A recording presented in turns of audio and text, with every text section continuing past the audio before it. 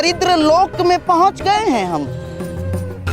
और हाँ, वैसे भी जो सारा जीवन वन में व्यतीत करते आए हैं, उनसे इससे अधिक अपेक्षा क्या की जा सकती।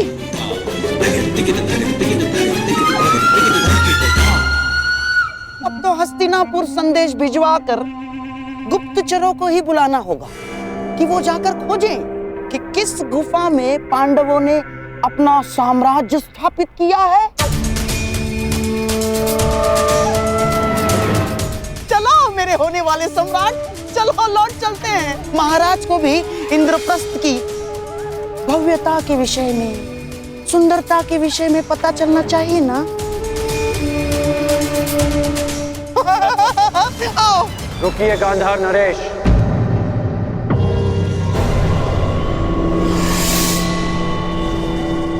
आप तो गांधार के राजा हैं ना, तो क्या आपको ये नहीं पता कि इंद्रप्रस्थ को देवताओं के वास्तुकार विश्वकर्मा ने बनाया है?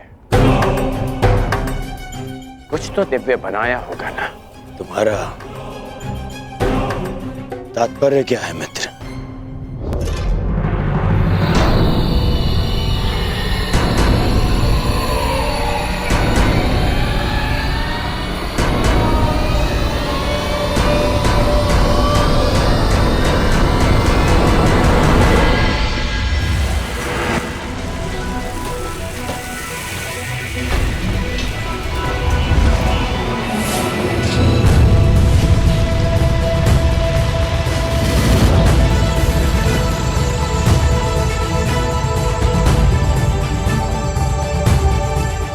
वो रहा इंद्रप्रस्थ मित्र।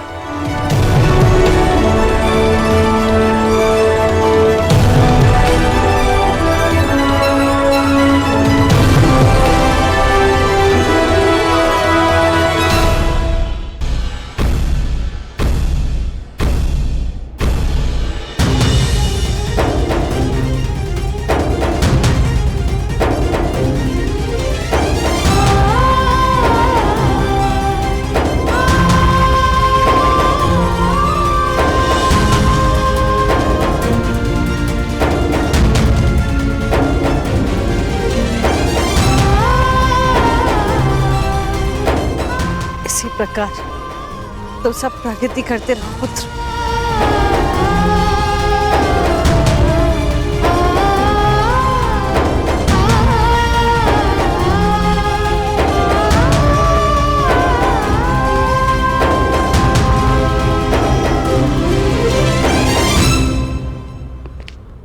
धन्यवाद मित्र, बुआ को अपने साथ लाने के लिए। धन्यवाद स्वीकार नहीं कर सकता वासुदेव। मैं यहाँ केवल अपना वचन निभाने आया हूँ। कारण कुछ भी हो मित्र, परंतु इस समय तुम पांडवों के अतिथि बन ही गए। अब सत्कार तो स्वीकारना पड़ेगा ही।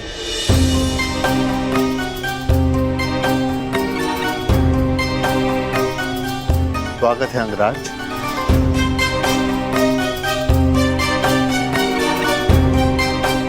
इंद्रप्रस्थ आपका अभिवादन करता है।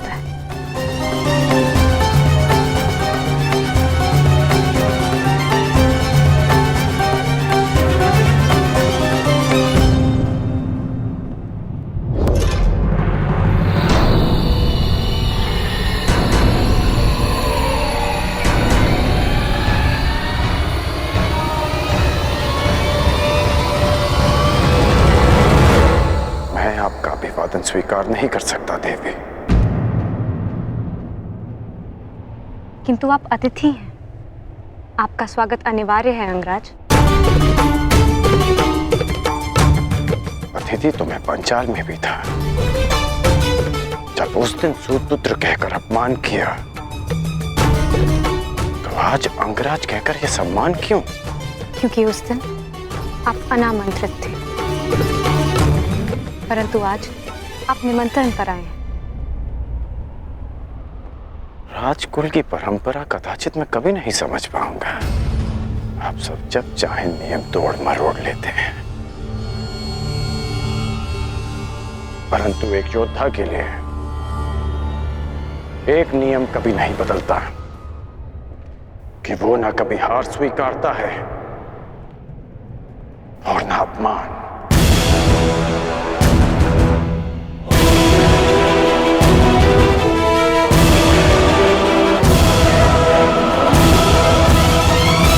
वैसे भी मेरी दृष्टि में युधिष्ठिर युवराज दुर्योधन से श्रेष्ठ शासक नहीं है। परंतु एक ये शासक तो अपना अपना दृष्टिकोण है अंगराज। अति सुंदर।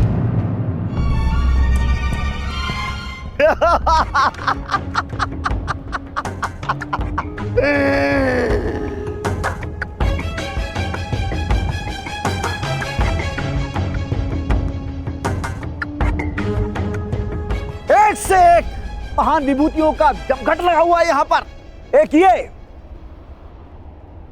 जो बचपन से दान में अधिकार मांगता आया,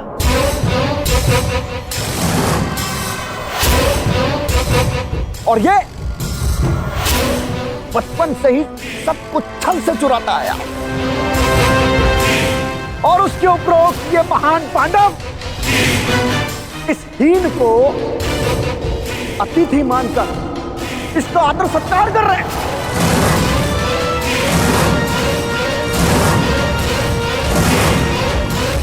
सावधान यदि नरेश। शांत हो जाओ विकोदर।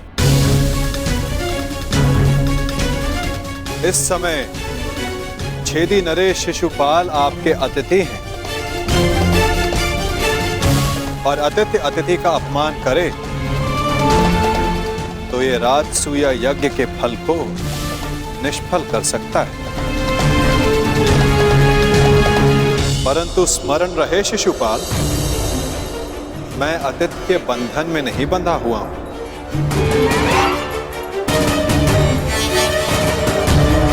तो स्मरण रहे शिशुपाल, मैं अतिथि के बंधन में नहीं बंधा हुआ हूं। परंतु मैं छेदी नरेश शिशुपाल सभी बंधनों से मुक्त हूं।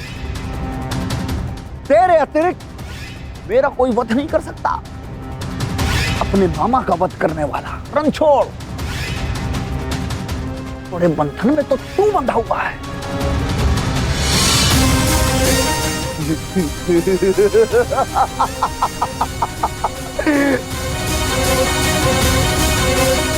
जब तक इस माला में मोती शेष हैं, तू भी मेरा कुछ नहीं बिगाड़ सकता। पूरे 100 मोती हैं। छलिया चोर।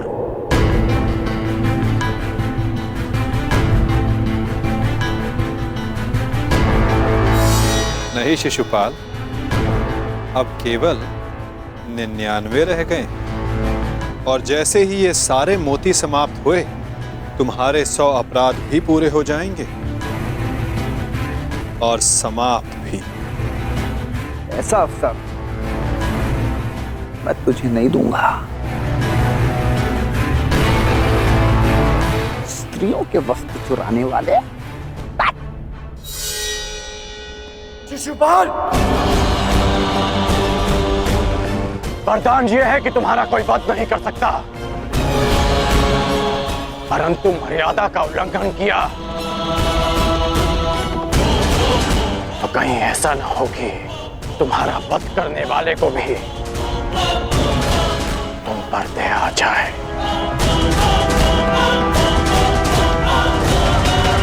अंगराज, हम यहाँ पांडवों के आनंद में आए हैं। यहाँ कोई उत्पात उचित नहीं होगा।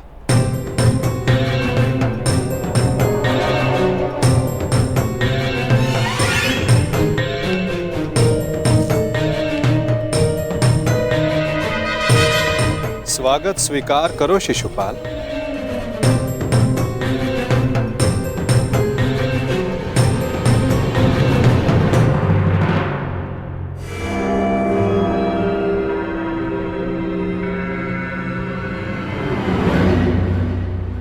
एक पुरुष को 100 पत्नियां संतुष्ट नहीं कर सकती,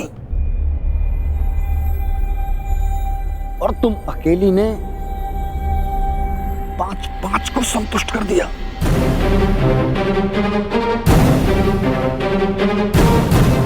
अद्भुत।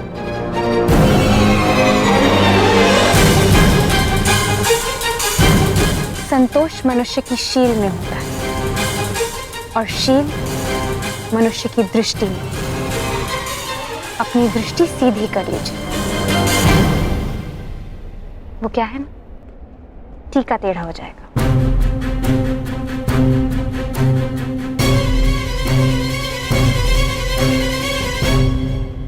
देख रहे हो मेरे होने वाले सम्राट? अब आएगा यहाँ आनंद। न हींग लगेगी न हल्दी, परंतु रंग बहुत सुंदर जमेगा। इस मूर्ख शिशुपाल का अहंकार और द्रौपदी का दर्प आपस में टकराएंगे और भंग होगा पांडवों का यज्ञ।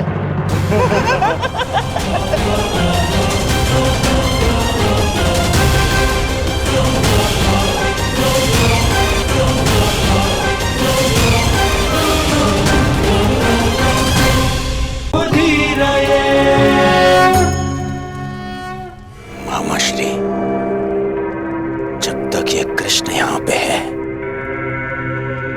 वो इस यज्ञ को भंग होने नहीं देगा। इसका उत्तर कृष्ण के छल के उत्तर में ही तो ये शिशुपाल नामक फल लाया हूं मैं।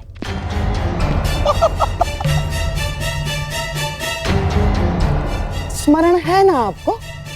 कहीं ऐसा तो नहीं कि इस माया महल की सुंदरता और पांचाली की तिरछी दृष्टि आपके नैनों में बस गई है?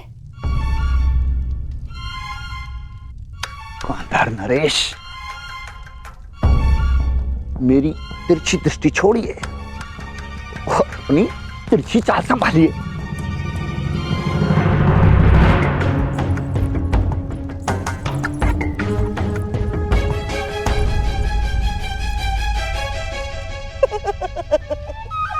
छेदी नरेश, द्रौपदी उस दिशा में अकेली जा रही है। अवसर है आपके पास, अवसर। और जो स्त्री 5 पतियों को स्वीकार कर सकती है, उसके लिए छठे को स्वीकारने में क्या समस्या है? और जो ना स्वीकारा, तब भी हमारा लक्ष्य पूर्ण हो जाएगा। द्रौपदी को आपने कुदृष्टि से देखा, ये बात पांडव सहन नहीं कर पाएंगे और फिर अस्त्र उठाएंगे। आपको तो मार नहीं सकते हैं? और आप पर हाथ उठाते ही अतिथि पर प्रहार माना जाएगा शिशुपाल, और यज्ञ ध्वंस हो जाएगा। गांधार नरेश, कभी कभी आप सीधी बात भी कर देते हैं।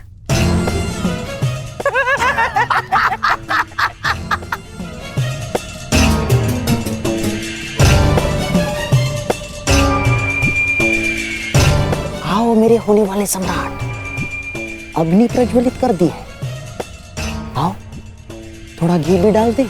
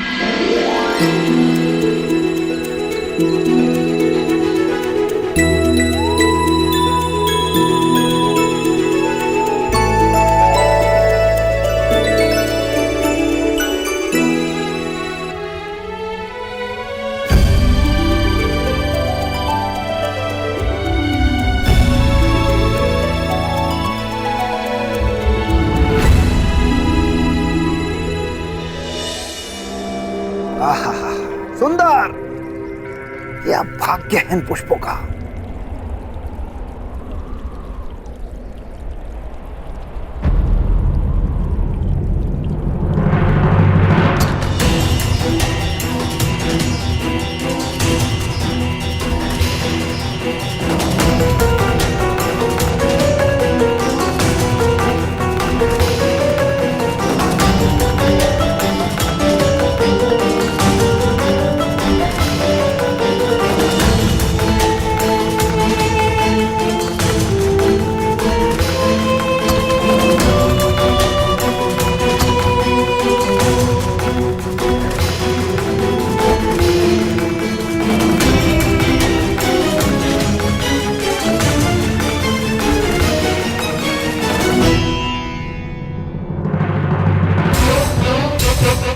पांडवों का भाग्य इन पुष्पों की भांति जाग गया है। जरा भी जगा दो। अपनी मर्यादा में रहो शिशुपाल। पांच पतियों वाली स्त्री मुझे मर्यादा में रहना सिखाएगी? ये तुम्हें शोभा नहीं देता पंचाली। यदि मेरे पांचों पतियों को तुम्हारी इस हरकत का पता चला तो छेदी राज्य नरेश विहीन हो जाएगा।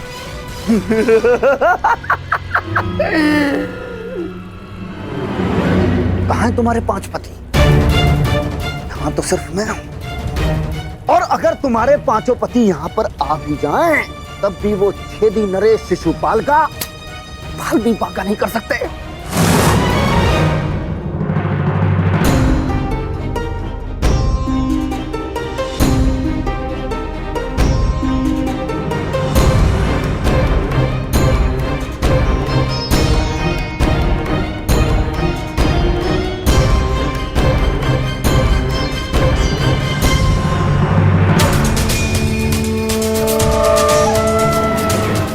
अग्निसुता याज्ञ सेनी हूं, भस्म हो जाओगे। देखता हूं इस अग्नि में कितना ताप है।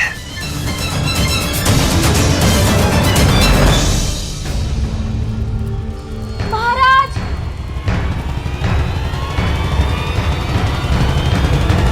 छेदी नरेश महारानी पर कुदृष्टि डाल रहे हैं।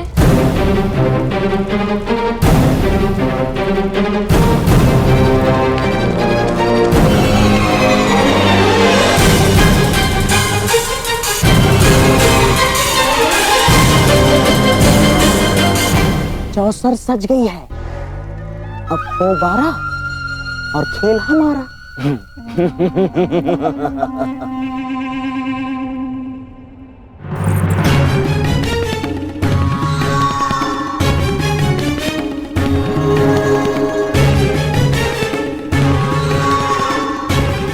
आज मुझे अपने ताप का अनुभव करने दो पांचाली।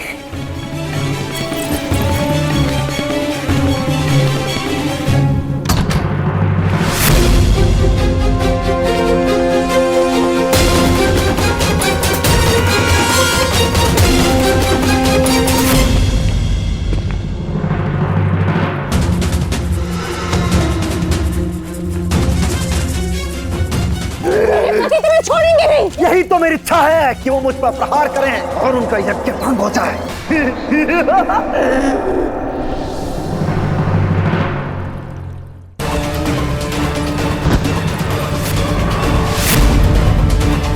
अतिथि हूं,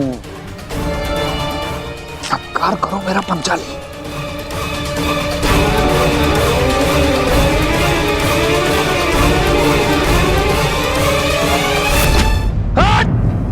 तो हो गया यज्ञ भंग। आ गए कुंती के पुत्र तुम्हें बचाने।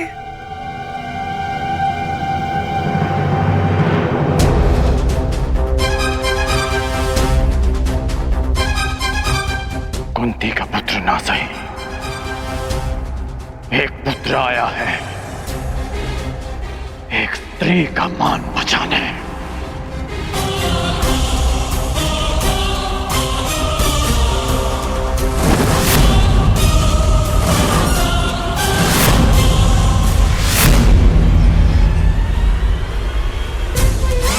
तुमने फिर से एक अतिथि की मर्यादा भंग की शिशुपाल।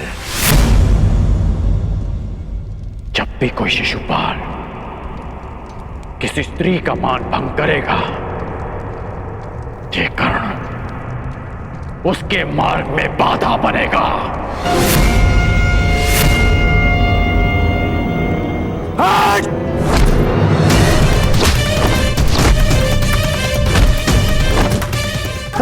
हस्तिनापुर ने समझाया था कि अपनी मर्यादा में रहना। मैं हस्तिनापुर के युवराज और भावी सम्राट का मित्र हूं, और तुमने उसी हस्तिनापुर की कुलवधू का अपमान करने का प्रयास किया।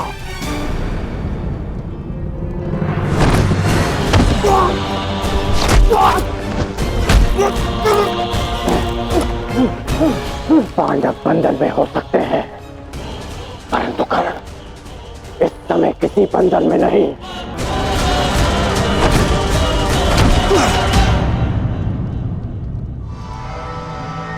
वांग राजकर्ण, जिस द्रौपदी ने तुम्हें सूत पुत्र कहा तुम उसका साथ दे रहे हो और मेरा विरोध कर रहे हो, इसलिए क्रोधित हो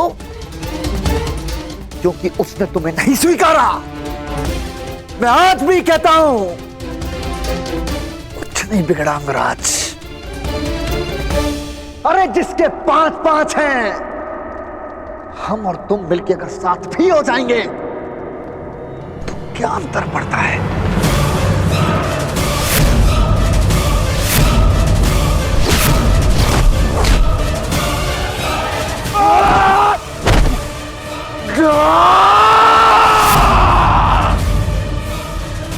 तुम जैसे कुबुद्धियों के लिए इस संसार में कोई स्थान नहीं।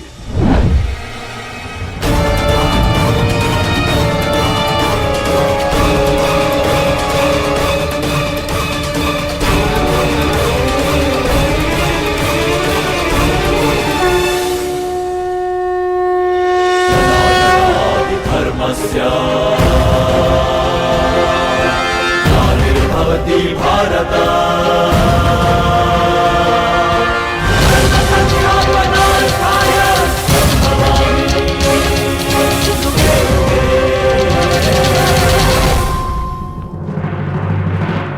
यही है वो नीच। आज भले ही यज्ञ भंग हो जाए, परंतु इस नराधम का वध तो निश्चित है। इसके शरीर में इतने बाण फेंकूंगा कि वायु परिवेश का स्थान भी नहीं बचेगा।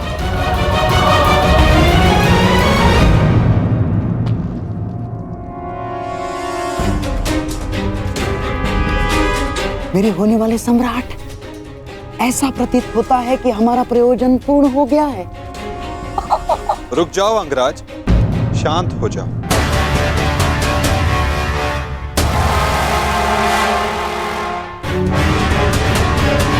जाने दो इसे। नहीं केशव, नहीं। हम सब किसी प्रयोजन से जन्म लेते हैं और किसी ना किसी प्रयोजन के अंतर्गत मृत्यु भी होती है। और इस समय शिशुपाल के जन्म का प्रयोजन सिद्ध नहीं हुआ है अंगराज, ना ही उसके मृत्यु का।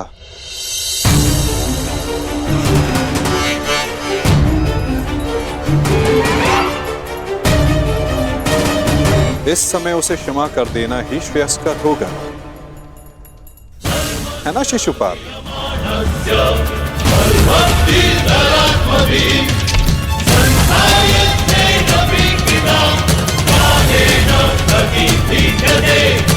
इसने हमारे सारे प्रयत्नों पर पानी फेर दिया।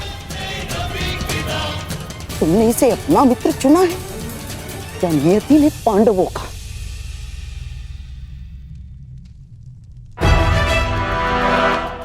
आओ शिशुपाल, उठो। आपके लिए श्रेष्ठ यही होगा कि आप यहां से चले जाएं छेदी न रहे। हाँ, क्योंकि वासुदेव ने अंगराज को तो रोक लिया, रचित मैं ना रुक पाऊं। यही तो मेरी कामना है विकुधर। तुम आगे बढ़ो, प्रहार करो मुझ पे, तो फिर यह प्रहार करके अधिक प्रसन्नता मुझे होगी। नहीं पाल, अभी नहीं। परंतु क्यों माधव, आप इसे दंड देने से क्यों रोक रहे हैं? क्योंकि अभी उचित समय नहीं आया है पार्थ। शिशुपाल के जन्म का प्रयोजन अभी पूर्ण नहीं हुआ है।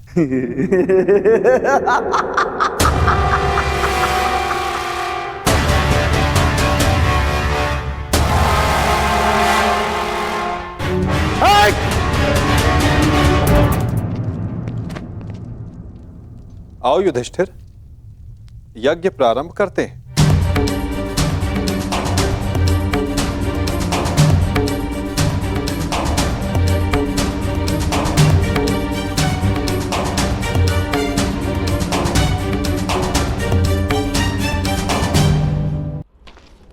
रुक जाइए अंगराज।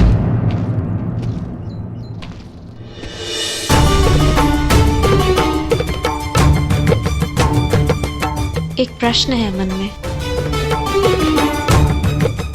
जिसका सम्मान न लिया उसके मान के लिए द्वंद्व क्यों किया?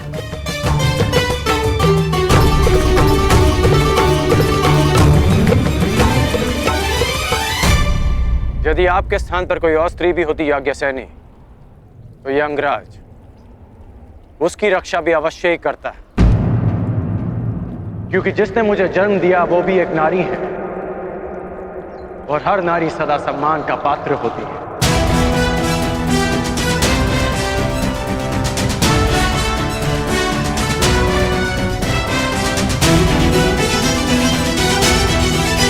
पुरुष का अपमान करने के पश्चात भी। क्षमा कीजिएगा अंगराज, स्वयंवर में जो कुछ भी घटित हुआ उसके लिए मैं आपसे क्षमा नहीं मांग पाई।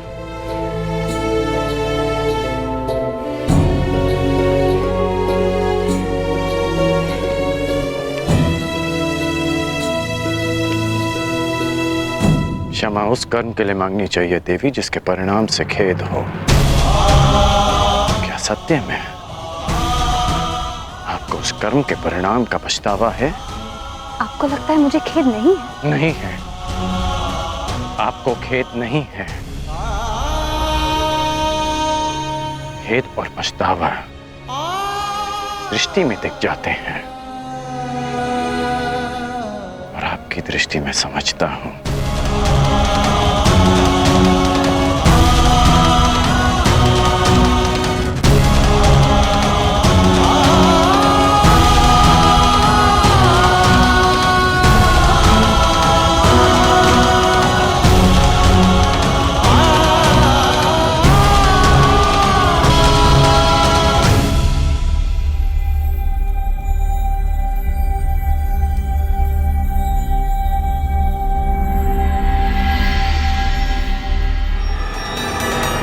छेदी नरेश, आपको भी शीघ्र ही अवसर मिलेगा आपके अपमान का प्रतिशोध लेने का। हाँ?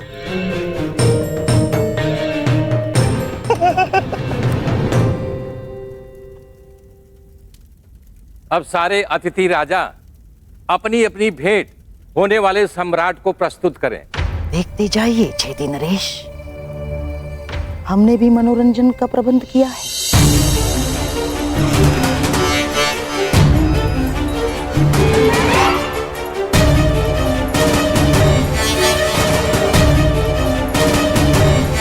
धृतराष्ट्र पुत्र दुर्योधन की ओर से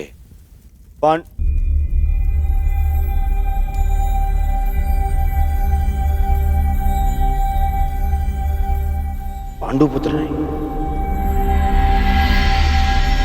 धर्मराज पुत्र, धर्मराज पुत्र युधिष्ठिर को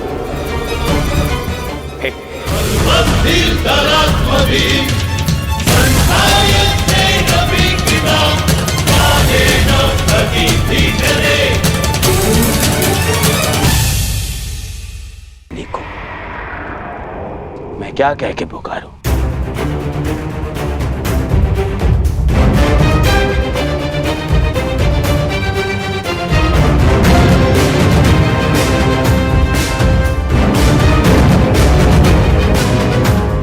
फिर भी तुम्हारा जन्म यज्ञ की अग्नि से हुआ है तो तुम्हें यज्ञ पुत्री कह सकता हूं।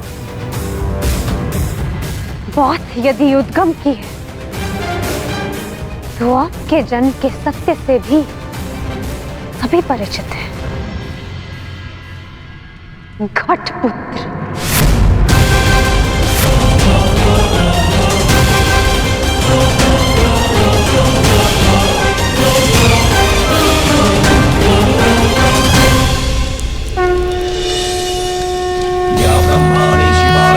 विचित्र विपदा कर्ताणां विकट अनुज ग्रह ज्येष्ठ चरण पद नमस्ते अस्तु कर्ताणां या ब्रह्माणि शिवाणि शर्व विचित्र विपदा कर्ताणां विकट अनुज ग्रह ज्येष्ठ चरण पद नमस्ते अस्तु कर्ताणां। अब राजसूय यज्ञ संपन्न हुआ। अतिथियों की पूजा के बाद ही आप सम्राट सिद्ध होंगे। मैं अग्र पूजा के लिए उन्हें आमंत्रित करना चाहता हूं जो आर्य व्रत के सर्वश्रेष्ठ पुरुष हैं, जिनके कारण ये यज्ञ संपन्न हुआ है, और वो हैं वासुदेव कृष्ण।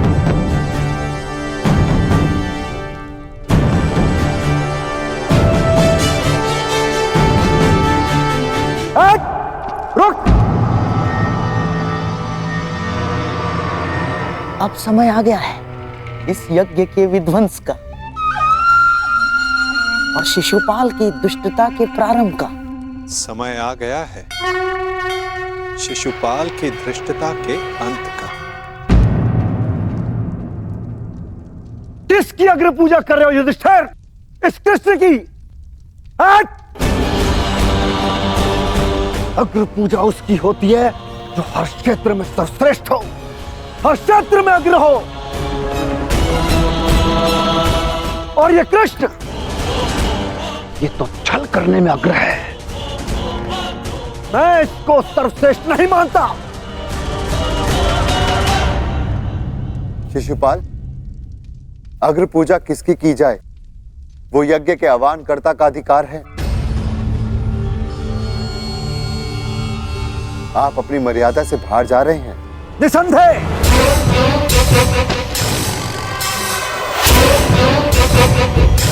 मर्यादा की बात मत करना युधिष्ठिर, क्योंकि मुझ में मर्यादा होने का दम्भ है, तो मुझ में नहीं हो सकता युधिष्ठिर। और दम्भ हो भी तो किस बात का? 5 पिताओं के पुत्र को कुल का दम्भ हो भी नहीं सकता। सावधान शिशुपाल! चिल्ला मत भीम। इस बार चिल्लाने से कुछ नहीं होगा, सत्य ही कह रहा हूं। राजसूय यज्ञ कर लिया, परंतु सम्राट होने का गर्व कहां वर्णावत के भगोड़ों के पास? कहीं दान में मिले राज्य को पाकर शूर होने का भ्रम तो नहीं तुझे? जरासंध को छल से मारने के पश्चात स्वयं को न्यायशील कहने का साहस भी नहीं। केवल शरीर ही बढ़ा पाया है या साहस भी है भगोड़े कहेंगे? अगर साहस है तो उठाओ शस्त्र। आप अतिथि हैं छेदी नरेश, अतिथि स्वीकारिए। विघ्न क्यों डाल रहे हैं? शांत युधिष्ठिर, मुझे रोक रहे हो। अपनी माता को रोका होता जब उसने एक स्त्री को 5 पुरुषों में बांटने को आदेश दिया।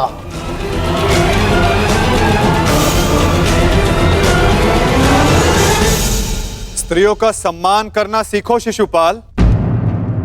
ये मत भूलो कि तुम भी एक नारी की कोख से जन्मे हो। ये देखो, श्री कृष्ण वासुदेव बोले, तार का सबसे बड़ा पाखंडी, छली, कामी मुझे सिखाएगा कि किसका अपमान किया जाए, किसका सम्मान।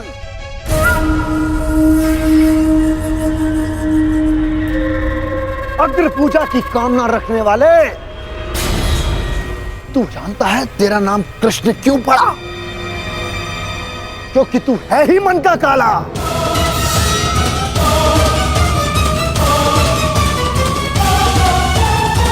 तेरे माता पिता ने तुझे जन्म देते ही इसलिए त्याग कर मथुरा से गोकुल पहुंचाया, क्योंकि तेरे पांव देखते ही भाप गए थे कि तू कुलनाशक सिद्ध होगा।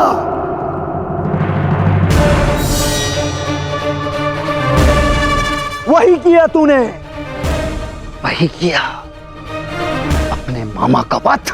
जीभा और अश्व की गति एक समान होती है शिशुपाल।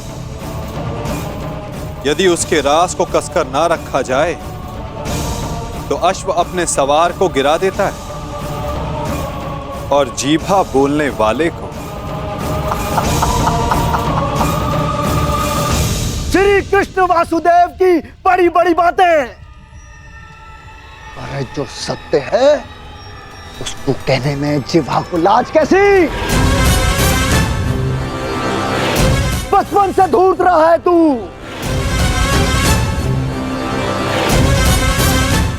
सब जानते हैं माखन स्वयं चुराता और आरोप अपने मित्रों पर लगा देता। धूर्त मुझे कहता है कि जीवा पर रास कसूं। तूने जो वृंदावन में रास रचा है वो संसार जानता है। कामी है तू, कामी। प्रेम का झांसा देकर जो स्त्रियों को ताड़ता रहा वो मुझे स्त्रियों का सम्मान करना सिखा रहा है। क्या क्या नहीं किया तूने? स्नान करती स्त्रियों के वस्त्र तूने चुराए। अरे गोकुल की विवाहित महिलाओं को मोहित करके उनका चरित्र पतन तूने किया।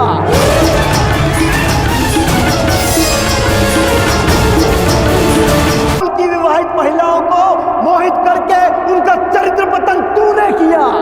मैं सावधान करता हूं तुम्हें, मेरे धैर्य की परीक्षा ना लो शिशुपाल। अपनी सीमा में रहो।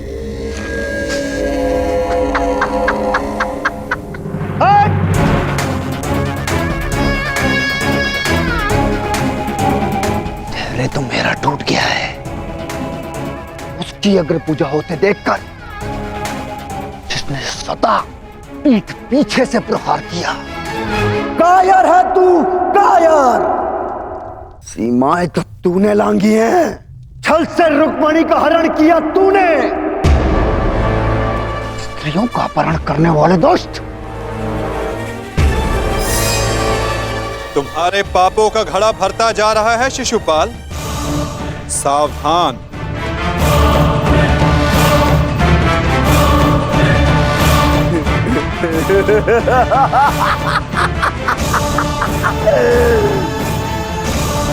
क्या करेगा तू? युद्ध करेगा मुझसे जैसे जरासंध से किया? रण छोड़। अरे युद्ध भूमि छोड़कर भागने वाला कायर है ये, रण छोड़ है, दुष्ट है ये। क्या करेगा तेरे ये दास पांडव? इनके द्वारा तो मुझे भी मरवा देगा। कुलनाशक है तू और तुझे अग्नि पूजा का सम्मान चाहिए। थू। बस शिशुपाल।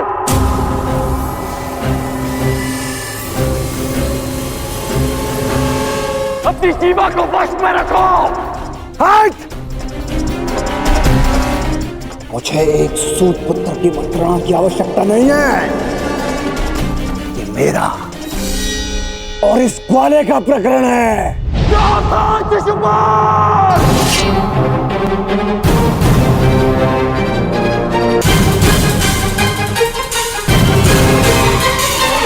नहीं अंगराज, रुक जाओ। निकाल देने दो छेदी नरेश को अपने मन का मैल। इनका नाश करने के लिए अपना बाण व्यर्थ मत कर। इनकी जीभा स्वयं इनके नाश का कारण बन जाए।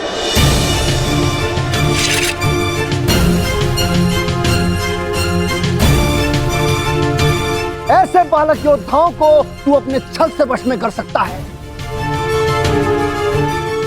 या फिर तेरे इन दास पांडवों को। मेरे जैसे वीर को नहीं।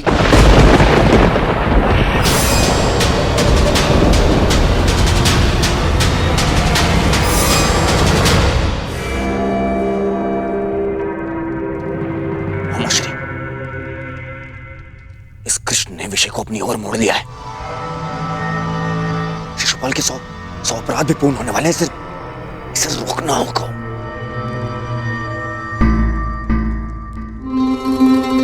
शिशुपाल ठहरो। चुप। दूर रहना कायर दुर्योधन। स्वयं से कुछ होता नहीं है और मुझे रोक रहे हो। बैठे रहो अपने मामा को उतरिया पकड़कर। आज इस स्त्री के मान का पाखंड करने वाले को उसका उचित स्थान दिखाकर रहूंगा मैं।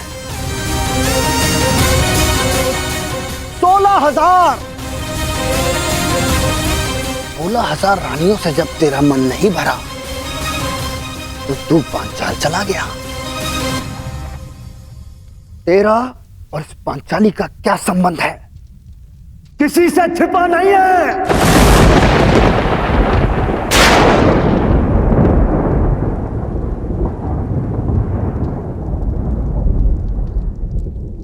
पांचाली का विवाह तूने जानबूझकर इन पांडवों से करवाया, क्योंकि तू जानता है ये मूर्ख कभी तेरा विरोध नहीं करेंगे।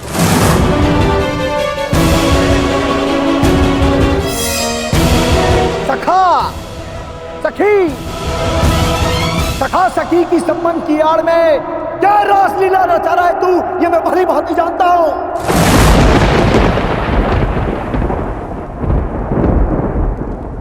पर स्त्री गमन करने वाला पापी नहीं, महापापी है तू।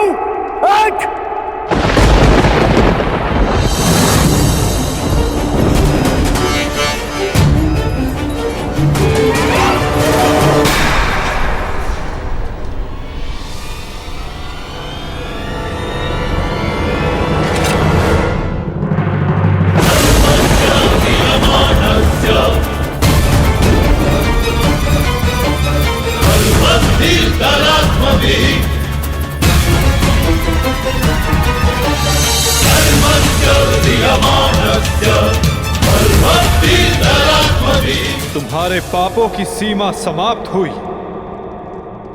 और मेरी सहनशीलता भी।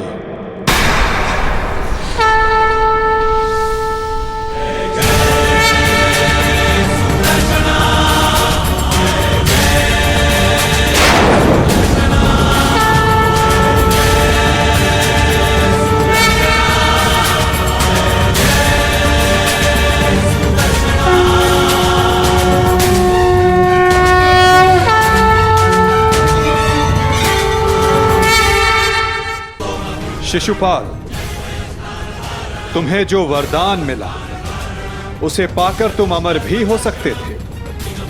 मृत्यु का भय नहीं था।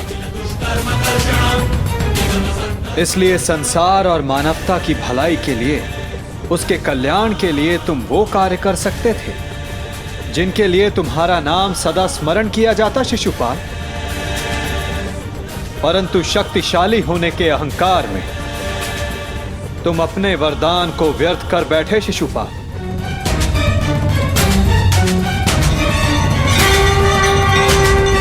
तुमने किसी का प्रेम नहीं लिया शिशुपाल, केवल श्राप लिया। अब देखो, तुम्हारा अंत, तुम्हारी मृत्यु तुम्हारे समक्ष है। ये क्या कर रहे हैं वासुदेव? ये अन्याय है। मैं इसका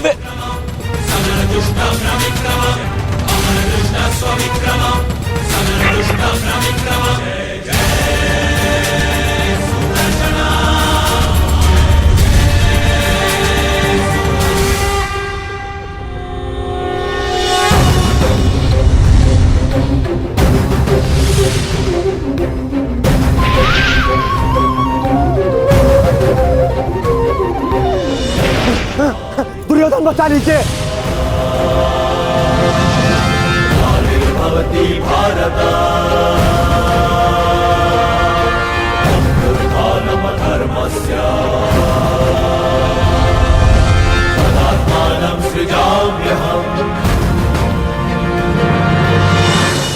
महाराज, मेरी रक्षा करो, मैं दोस्त हूँ, कायर हूँ, मैं क्षमा चाहता हूँ, मेरी रक्षा करो। नहीं, तुम केवल एक अपराधी हो जिसे बार बार सावधान करने के पश्चात भी वो नहीं माना। तुमने न केवल एक अतिथि की मर्यादा भंग की, अपितु एक स्त्री के सम्मान पर भी प्रहार किया। तुम्हारी सहायता करना एक अपराध है जो मैं नहीं करूंगा। कालाय साधुनां विनाशाय च दुष्कृतां। वासुदेव क्षमा करना।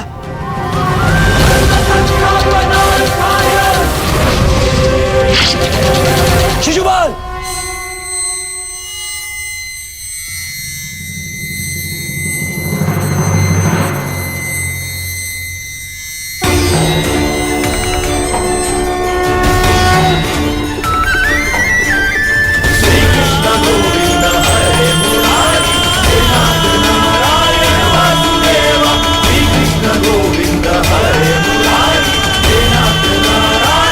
यही तुम्हारे पापों और अपराधों का अंत है और तुम्हारे दुखों से तुम्हारी मुक्ति भी।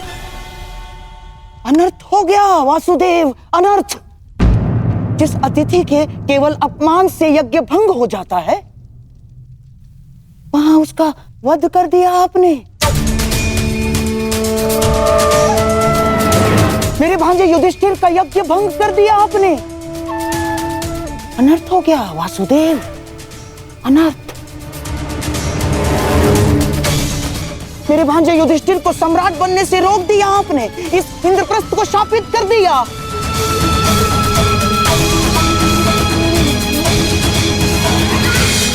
मामा श्री उचित कह रहे हैं। ये यज्ञ भंग हो गया। नहीं दुर्योधन, प्रथम आतिथ्य ने अतिथि का वध नहीं किया। दूसरा, अतिथि अपनी सीमा और मर्यादा का उल्लंघन बार बार समझाने के पश्चात भी कर रहा था। इसीलिए प्राण खोने से पूर्व उसने अपना अतिथि का पद खोया।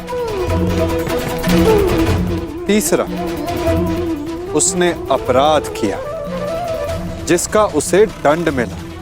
और चौथा, जहां अपराधी को मुक्ति मिले वो स्थान श्रापित नहीं, सम्मानित होता है दुर्योधन।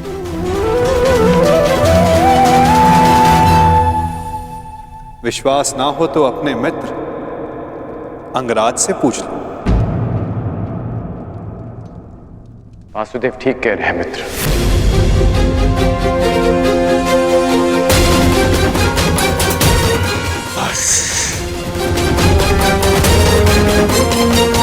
मित्र शांत हो जाओ। इस समय तुमने कुछ कहा या किया वो तुम्हारे विरुद्ध जाएगा। मित्र, तुम हस्तिनापुर के प्रतिनिधि हो। तुम्हारी एक भूल हस्तिनापुर का गौरव सदा के लिए नष्ट कर देगी। शांत हो जाओ मित्र। मैं शांत नहीं रहूंगा। यहाँ एक अतिथि की मर्यादा को भंग किया गया है। अब मैं इस स्थल पर एक क्षण नहीं रुकूंगा।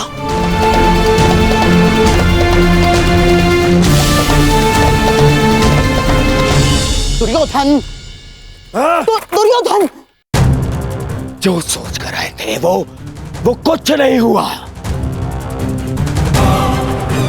हर स्थान पर हमें छलने के लिए प्रयोजन किए गए। मुझे तो ये समझ में नहीं आता कि हम यहाँ आए हैं क्यों थे। चलिए मामाश्री। मित्र, मित्र, मामाश्री, इसे कहिए कि मेरे सामने ना आए। मित्र कहता है मुझे। न्याय की बात कहकर उसी की बात का विरोध करता है ये। मैं तुम्हारा विरोध नहीं कर रहा हूं मित्र। मैं तो मेरी बात समझने की कोशिश बस कांड। अब एक और शब्द नहीं।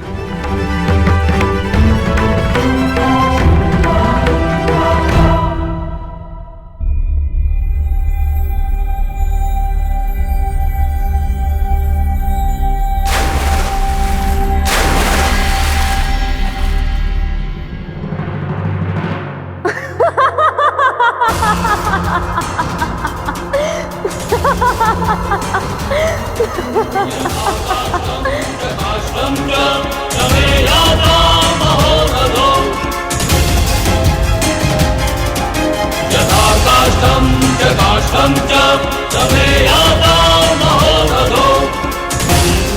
सबकी उनके पिता से तुलना करने वाला स्वयं भूल बैठा कि वो किसका पुत्र है।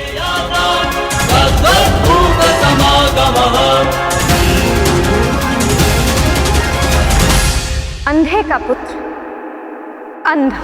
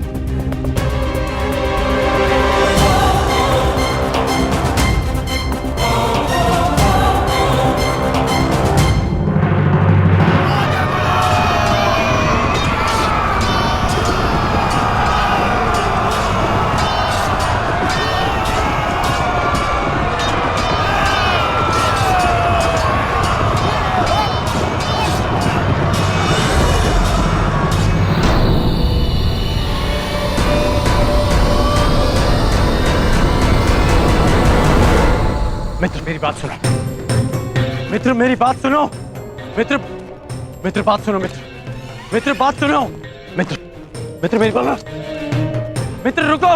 नहीं गण, ये रुकने का नहीं, प्रारंभ का समय है। प्रतिशोध का प्रारंभ। यद्यपि युधिष्ठिर को मैं सम्राट बनते हुए नहीं देख सकता था, फिर भी मैं आया, है ना? पर आज द्रौपदी ने मेरा अपमान कर दिया। कल मुझे अंधे का पुत्र अंधा कहा, मेरे पिता का अपमान कर दिया। इन पांडवों ने मेरा अपमान कर दिया। कल मैंने तुमसे कहा था कि मैं इन पांडवों का कभी आयत नहीं करूंगा, परंतु ये भी कहा था यदि किसी ने मुझे उकसाया तो मैं शांत नहीं रहूंगा। जो आज मेरे साथ में हुआ, जो पांचाली ने मुझे कहा, वो मैं कभी नहीं भूलूंगा और इन्हें भूलने भी नहीं दूंगा। इतिहास स्मरण रखेगा इस पल को और इसके परिणाम को। इस सम्मान का मूल्य चुकाना होगा इस पांचाली को और उन पांडवों को भी।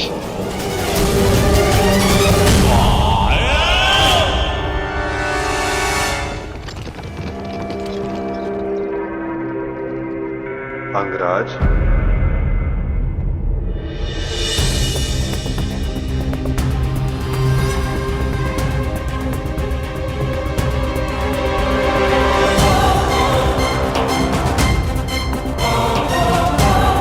तुमने जिसका चयन किया उसने तुम्हारा साथ छोड़ दिया मित्र। अब भी समय है, अंतिम अवसर है, उचित चयन कर लो मित्र। अपने चयन का अंतिम अवसर मैं रंगभूमि में छोड़ आया हूं वासुदेव,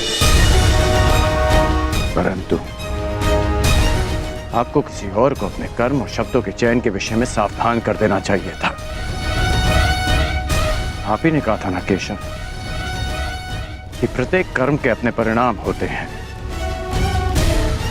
सी भांति मुख से निकले प्रत्येक शब्द के भी अपने परिणाम होते हैं, और मुझे भय है कि पांचाली के शब्दों के परिणाम उचित नहीं होंगे। बड़ी बात।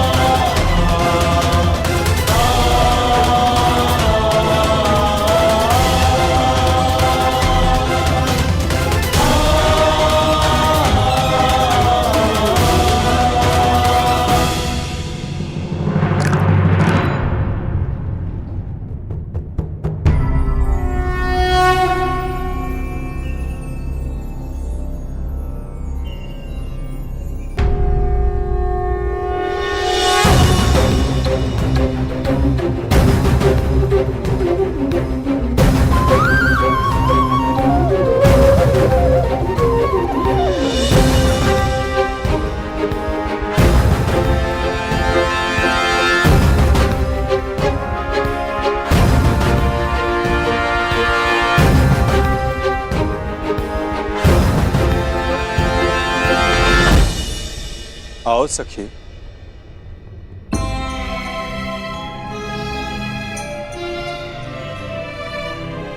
बिना मुझे देखे, बिना कुछ सुने आपने मुझे कैसे पहचान लिया सखा?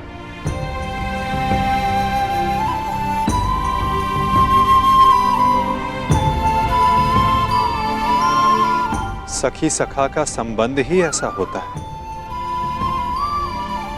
एक सुनकर तो परायों को पहचाना जाता है सखी।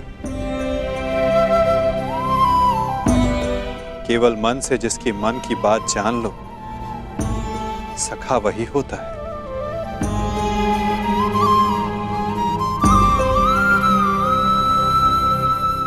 सखा, सखा आपके हाथ से तो अभी तक रक्त बह रहा है।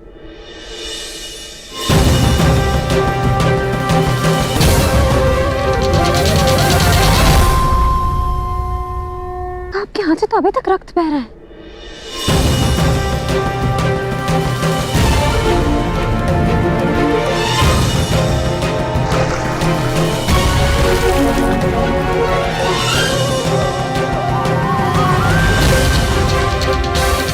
हाँ सखी,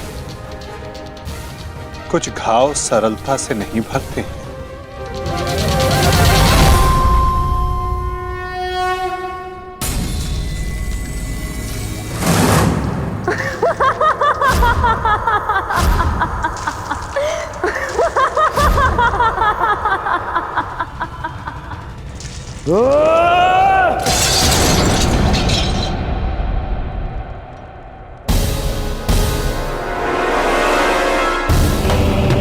अंधे का पुत्र अंधा, अंधे का पुत्र अंधा, अंधे का पुत्र अंधा, अंधे का पुत्र अंधा।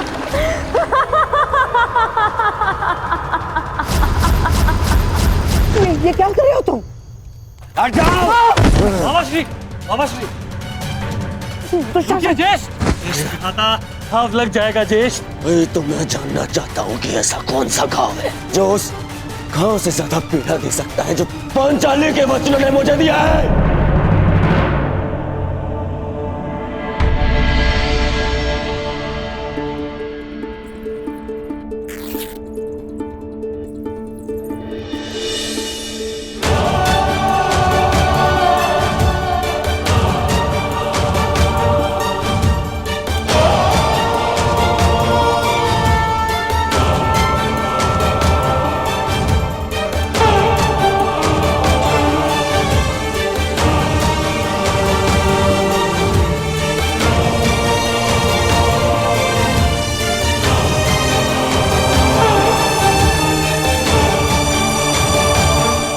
मैं जानती हूँ सखा कि आपने शिशुपाल का वध क्यों किया। इसलिए नहीं क्योंकि उसने आपका अपमान किया। परंतु इसलिए क्योंकि आपने मेरे अपमान का प्रतिशोध लिया।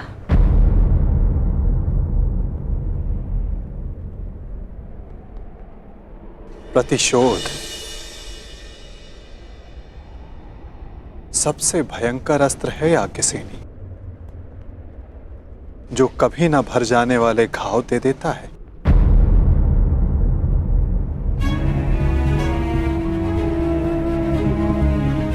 इसीलिए आवश्यक है कि प्रतिशोध से बचा जाए,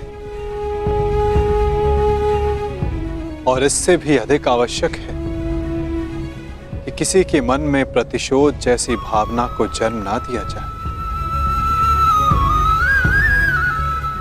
क्योंकि प्रतिशोध मनुष्य के विवेक को हर लेता है, भले बुरे की समझ छीन लेता है, नेत्र होते हुए भी मनुष्य को अंधा कर देता है। अंधे का पुत्र अंधा।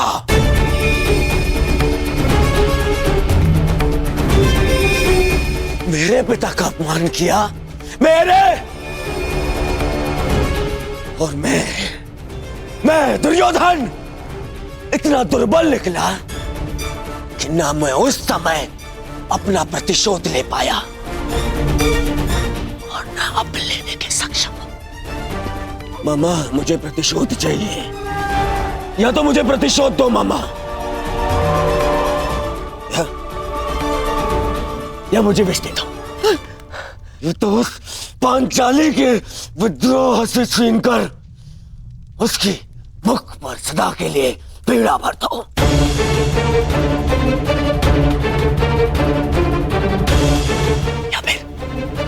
या फिर मेरी आंख और मेरे कंठ में पिघला हुआ लौह डाल दो ना। हाँ, पिघला हुआ लौह डाल दो मामा, क्योंकि मैं केवल इसलिए प्रतिशोध नहीं ले सकता कि मैं सम्राट नहीं हूं, और मेरे पिता मुझे युद्ध की आज्ञा नहीं देंगे। और इस अग्नि में जलने से अच्छा होगा कि मैं अपने चिता में अग्नि लगाऊं और उसमें कूद जाऊं।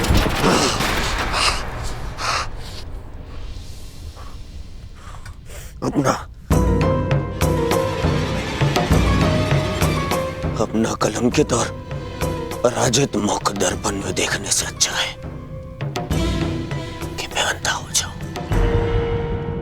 रुकिए ज्येष्ठ, मैं आपको ये नहीं करने दूंगा।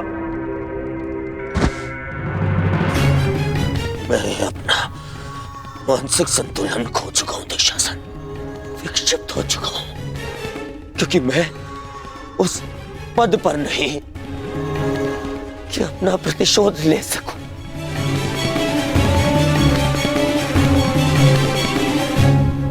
और मेरे पिता जो सक्षम है, उन्हें मेरे आंसू दिखाई नहीं दे सकते। हे ईश्वर, यदि यही मेरा प्रारब्ध था तो मुझे भी जन्म लेते ही अंधा क्यों नहीं कर दिया तूने? क्यों?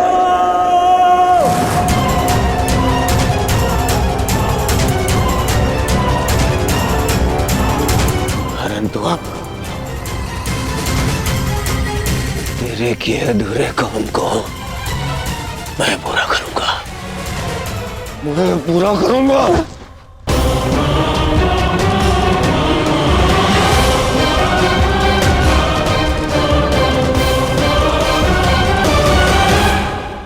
बस दुर्योधन, बस। मेरा दुर्भाग्य और मत बढ़ा।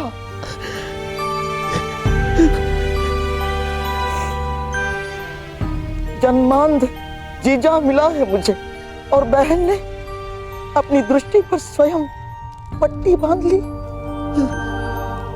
और अब तुम ऐसा कुछ मत करो जिससे तुम्हारा ये मामा आत्मघात कर बैठे। तेरे लिए, तेरे अधिकार के लिए मैं अपना परिवार, अपना राज्य, अपना देश, अपनी भूमि त्याग कर आया हूं और अपनी बहन के घर में श्वान बनकर बैठा हूं।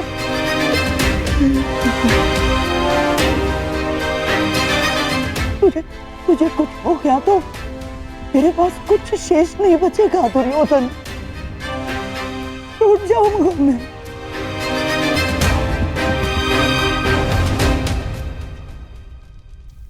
विध्वंस हो जाएगा मेरा, टूट जाऊंगा मैं। ऐसा कुछ मत करना।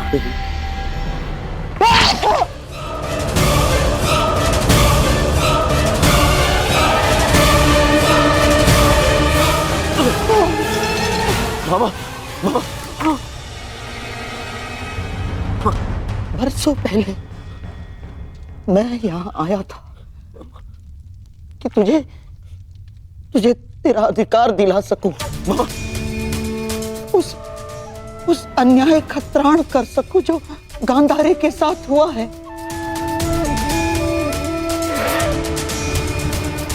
पांडवों के जाने के पश्चात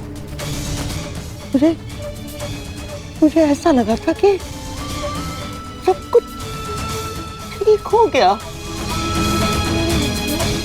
परंतु ऐसा कुछ नहीं हुआ दुर्योधन। ये घाव भरा नहीं है अभी, हरा है, हरा। परंतु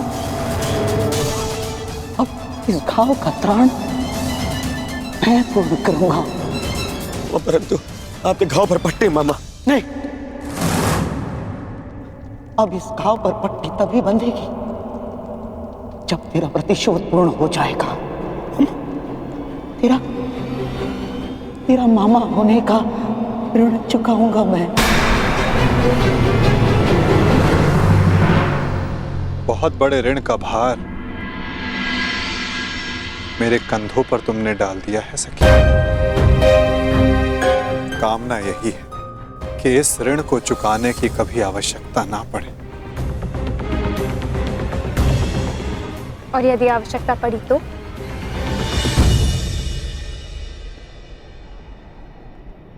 तो फिर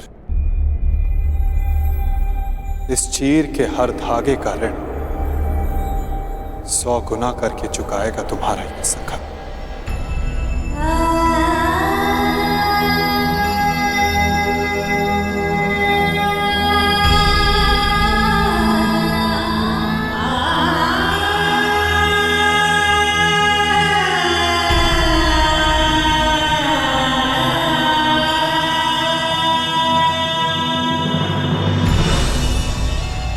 जिस पांचालिकी की अपमान के कारण मेरे दुर्योधन ने अंधा होना चाहा, उस पांचाली का ऐसा अपमान करूंगा जिसे देखकर सारा संसार अंधा हो जाना चाहेगा। उसने तुम्हारा उपहास किया है ना, तो मैं भी हरी सभा में उसे वस्त्रहीन कर दूंगा। ये मेरा वचन है तुम्हें दुर्योधन। उसने तुम्हें गाली दी है ना, उसके शरीर से एक एक वस्त्र खिंचवा लूंगा मैं, ताकि भरी सभा में पड़ती हजारों दृष्टियां उसे गाली जैसी लगे। भरी सभा में पांचाली कराएगी, चित्कार करेगी, और उसके ये चित्कार का त्राण उसके वो 5 महाबली पति भी नहीं कर पाएंगे। उस याज्ञ सेनी की ऐसी अवस्था करूंगा, ऐसी अवस्था करूंगा कि वो अग्निसूता अग्नि में प्रवेश करने की कामना करे। उस पांचाली का माल इस भांति छिन्न भिन्न कर दूंगा मैं कि संसार में कोई अपने पुत्री का नाम द्रौपदी नहीं रखेगा। ये मेरी प्रतिज्ञा है।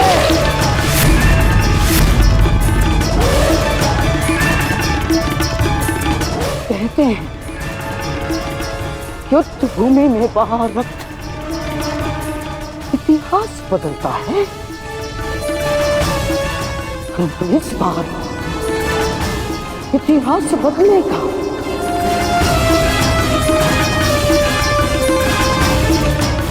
बिना रक्त बहाए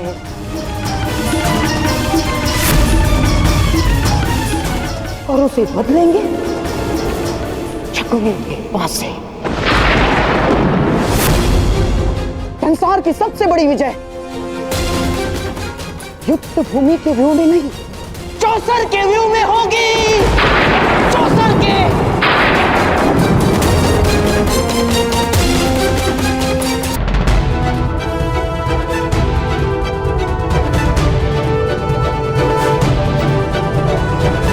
शकुनी और पुत्र दुर्योधन ने जिस प्रकार इंद्रप्रस्थ का वर्णन किया है, छाती फूल जाती है कि मेरे अनुज पांडु के पुत्रों ने इतने कम समय में इतनी उन्नति की है। एक ही समय में कुरु वंश के 2 सम्राट पूरे भारतवर्ष में राज करेंगे। ये सोचकर मन गर्व से भर उठता है।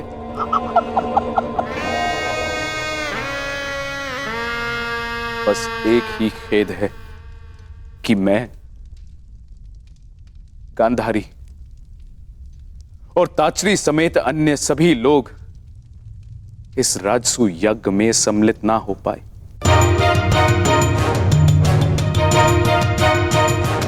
इसलिए मैंने निर्णय लिया है कि सभी पांडु पुत्रों को हस्तिनापुर में बुलाकर उनका सम्मान किया जाए।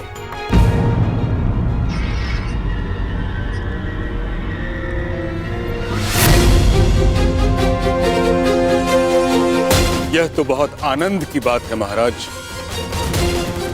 तो ठीक है महाराज, मेरा प्रिय दुशासन आज ही जाकर हस्तिनापुर से पांडवों को निमंत्रण दे आएगा और फिर यहाँ उनका सम्मान समारोह होगा और फिर 2-2 हाथ पांसों के।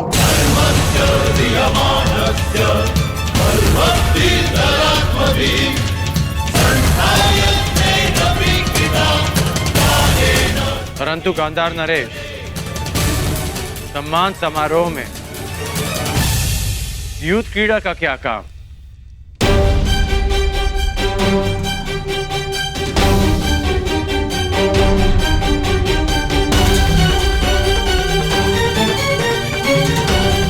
इस मंगलमय अवसर पर युद्ध क्रीड़ा जैसा धर्मी खेल क्यों? अंगराज बने अब समय ही कितना हुआ है महाबली कर्ण, अर्थात धीरे धीरे राजकुल के सारे नियम आप समझ जाएंगे, ज्ञात हो जाएंगे आपको।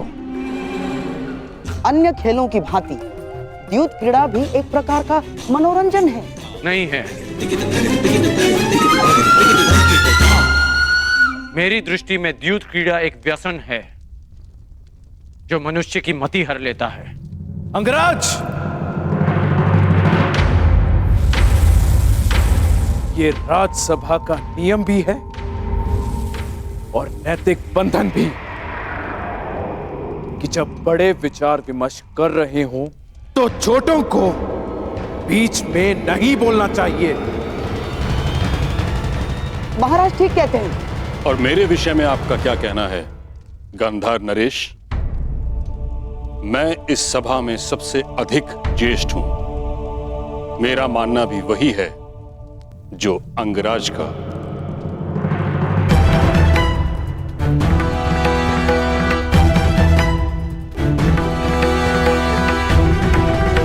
कि युद्ध क्रीड़ा अधर्म है। महामहिम, ये क्रीड़ा तो केवल मेरे पुत्रों में प्रेम बढ़ाने के लिए है। युद्ध से अगर कुछ बढ़ा है तो बैर और शत्रुता, प्रेम नहीं। युद्ध से कभी किसी का भला नहीं हुआ। पांडवों के सत्कार तक सब ठीक, परंतु युद्ध की अनुमति मैं कदापि नहीं दे सकता।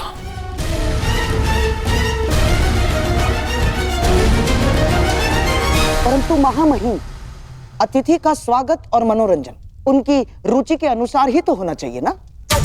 अब महाबली भीम के लिए स्वादिष्ट भोजन की व्यवस्था होगी, देवी पांचाली के लिए वस्त्र आभूषण होंगे, नकुल और सहदेव के लिए आखेट और अश्वारोहण होगा, अर्जुन के लिए संगीत, परंतु धर्मराज के लिए क्या?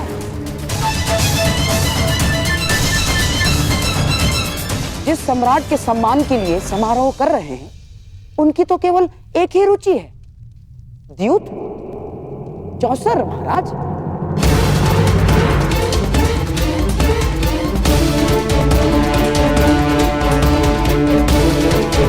और पुत्र दुशासन स्वयं वहां जाकर पांडवों को निमंत्रण दे आएगा।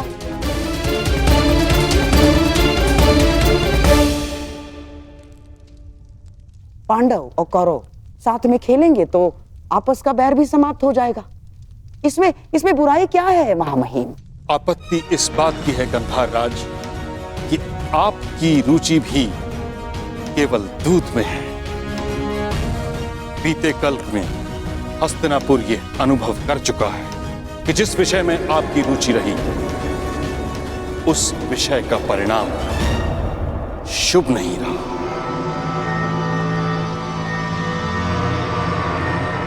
और दुशासन को दूत बनाकर भेजना मुझे एक और लक्ष्याग्रह का स्मरण करवा रहा है।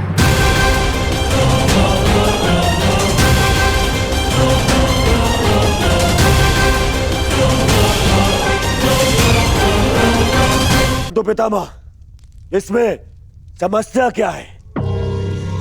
युद्ध क्रीड़ा एक सामान्य खेल ही तो है। परंतु मेरा इतना विरोध होने के पश्चात भी युद्ध क्रीड़ा का इतना समर्थन असामान्य है दुर्योधन।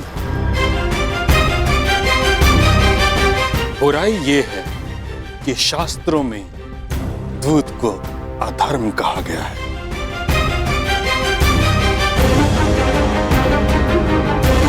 दुशासन युद्ध क्रीड़ा का प्रस्ताव लेकर नहीं जाएगा। बड़ी विचित्र बात है महामहिम, एक भूल को क्या जीवन भर नहीं भूलेंगे आप? प्रायश्चित का एक अवसर नहीं देंगे? ठीक है, यदि आपको मेरा दुशासन को निमंत्रण लेकर भेजना षड्यंत्र लग रहा है, तो आप धर्मात्मा विदुर को निमंत्रण लेके भेज सकते हैं।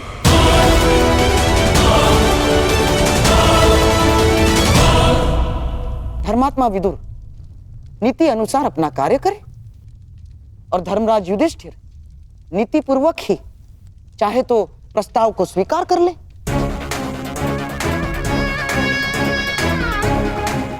परंतु मामा श्री, क्या करें मेरे होने वाले सम्राट? देखो, हमारे मन में कोई मैल नहीं है, परंतु महामहिम भीष्म और तुम्हारे परम मित्र कर्ण को यह सिद्ध करने के लिए धर्मात्मा विदुर को यदि निमंत्रण लेके भेजा जाता है तो इसमें मुझे कोई आपत्ति नहीं है ना।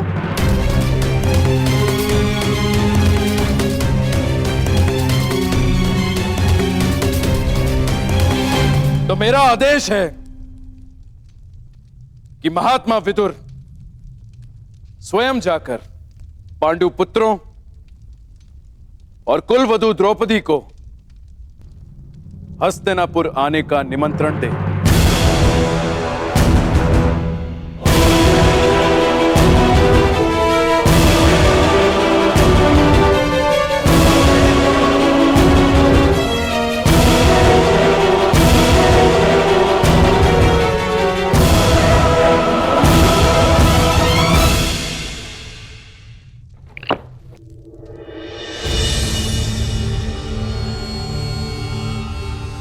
मामाश्री, आपने स्वयं विदुर को वहां जाने को क्यों कहा? अब वो अवश्य युधिष्ठिर को द्यूत ना खेलने का सुझाव देगा ना। महात्मा विदुर यहां से हस्तिनापुर का दूत बनकर जा रहा है और वहां धर्मराज युधिष्ठिर उसका सम्राट बनकर स्वागत करेगा।